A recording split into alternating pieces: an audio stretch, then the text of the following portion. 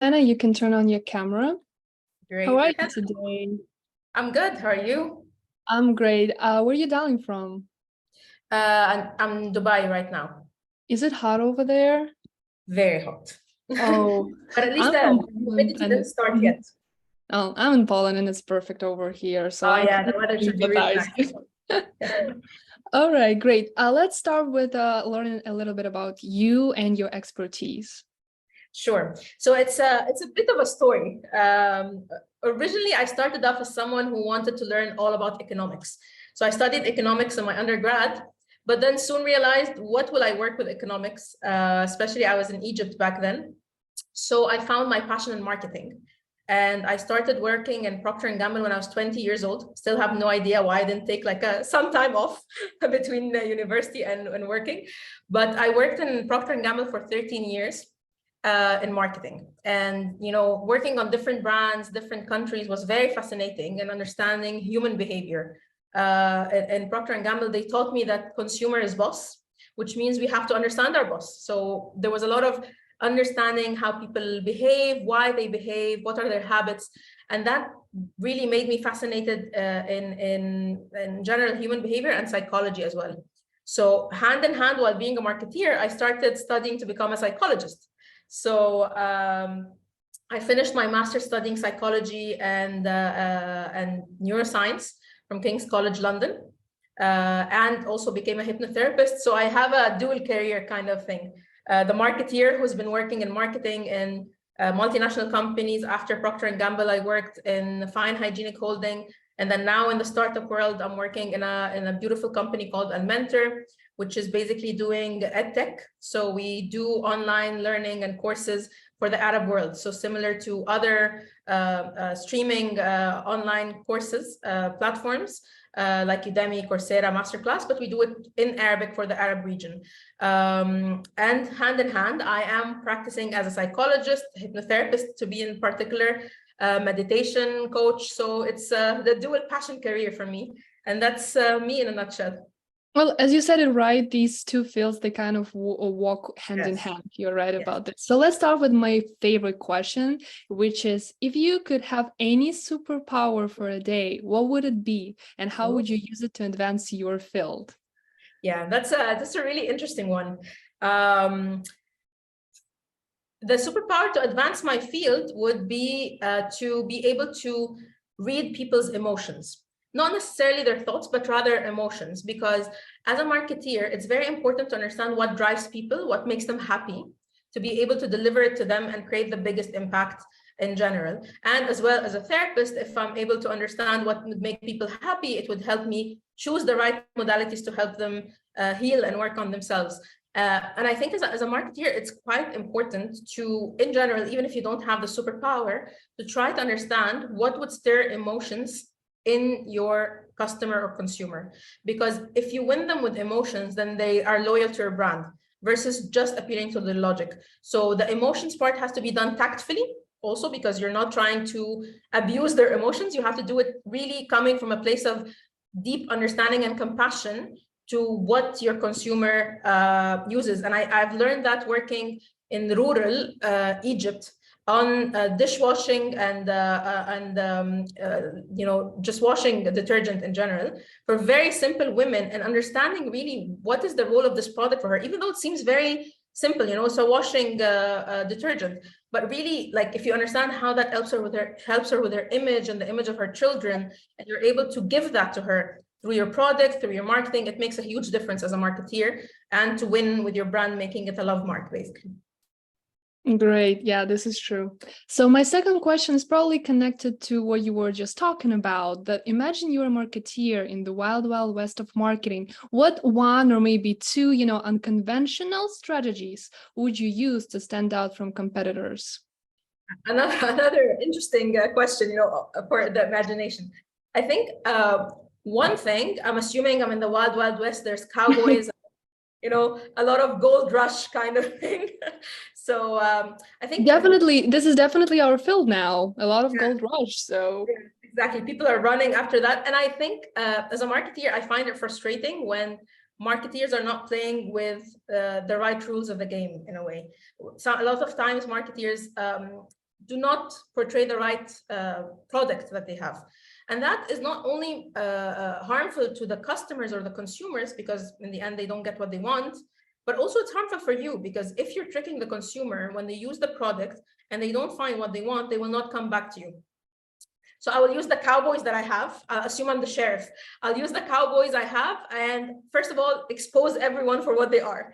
If you're saying the truth, if you're not saying the truth. So that's one thing. But I would leverage, the gold mines that my cowboys got the gold from, and I would do like this massive, get your money back guarantee kind of thing. So you use my product. I know my product is so good. If you use it, then you'll love it. If not, I'll give you double your money back. So it's kind of this, I think sometimes when you're very sure of your brand and you know what your brand can deliver, if you promise your customers something that it might seem illogical, but it would entice their imagination to think, and then they use your actual brand and find it satisfying, that's the biggest thing to build your equity. You're building credibility, you're building equity, and at the same time, you're getting them excited for your brand and feeling like they're participating in this, review of your brand, whether you're in the wild, wild west or in the current days. I love your references. Okay, so reflecting on your experience, you have a pretty vast experience, right, of about 16 years in marketing, right? What is, one or maybe two common mistakes that businesses make when they try to leverage their marketing efforts? Yeah, I think there's two things. The first one is, in this modern world, people are running in marketing behind innovation. I want to do this super sexy campaign and the campaign that will stand out and all of that. And that's sometimes important. But also as a marketeer, it's important to understand what are the fundamentals for your business and make sure it's there. There's an effect sometimes known in marketing as leaky buckets, where you keep bringing in new ideas on the top, but your base is leaking. And that's a mistake that I see, especially when younger people join the organization and they want to innovate. But when you're innovating, it's very important to make sure that the fundamentals are still addressed. Fundamentals could be pricing, could be distribution, could be awareness, all the main things that drives your brand, and make sure it is there. So I'll give you an example. In one of my assignments, and I was working on baby diapers, regardless of the brand. It's one of the biggest baby diapers in the countries that I was working on. And I was very excited, newly promoted marketing manager when I was a bit younger, and I wanted to leave my mark. So I wanted to kind of innovate and do this whole new thing, remove the old selling line, remove all of these kinds of things. And thankfully, I had the marketing director who was quite wise and reminded me of this. And he told me, do the innovation, but don't throw the past, because the past is what built this brand to reach there. And it's very important for you to build on it in the right way without neglecting it. Of course, if the past is not working, then you also need to have the wisdom to let it go in the right time. But when something is working, just because we have excitement, don't just throw it out. So that would be my first advice. And my second advice would be, a lot of the times we focus on, getting influencers or getting people who are, popular and all of that. And we neglect one thing, which is the user experience, and word of mouth can create massive effect on the brand.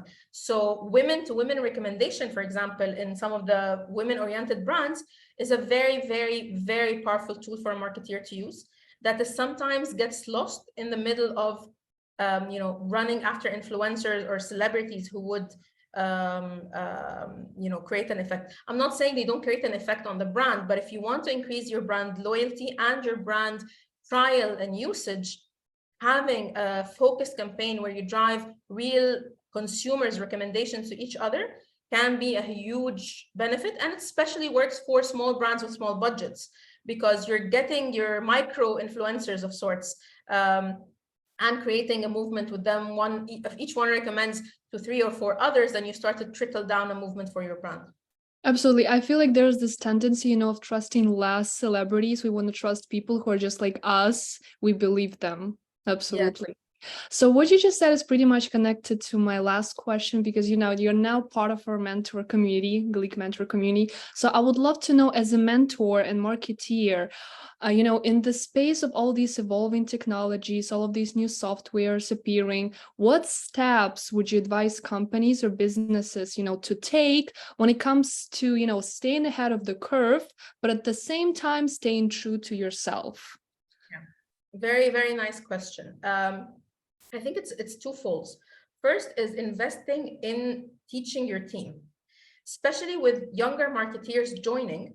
The current generation needs things to be fast, but they also need to feel that the company is investing in them as people, not just as people who clock in hours, because that would not motivate them anymore. Everyone wants to feel like they're doing something they're passionate about.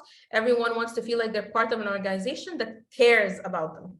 So investing in teaching your employees, whether it's teaching them on the job, paying for them to get trainings, or even directing them to courses online that might be open source and free for everyone, but creating a program out of it to build the knowledge for your employees, even if it's not just something directly related to the business, also things to help them in their life, will create a huge difference in their loyalty, but also help keep them ahead of the curve. I respected the companies who would say, there's this training that we want you to take and we're paying money for you in that. It made me not only more passionate, but it made me as an employee ahead of the curve.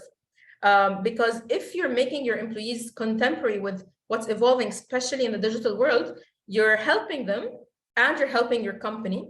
Some companies sometimes fear, if my employees become so very well educated and those sorts of things, they will look for a higher paying job and leave me. But if it's done in the right way, they will appreciate the company that's investing in them versus a company that might not, because this is also a hidden benefit that you can give to your employees that is a win-win for the company and for the employees.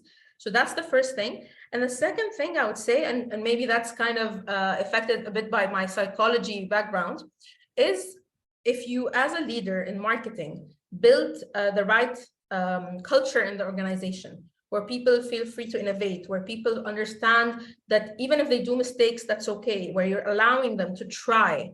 And even if it's a mistake done, it's okay, we learn from it, as long as the person learns from it.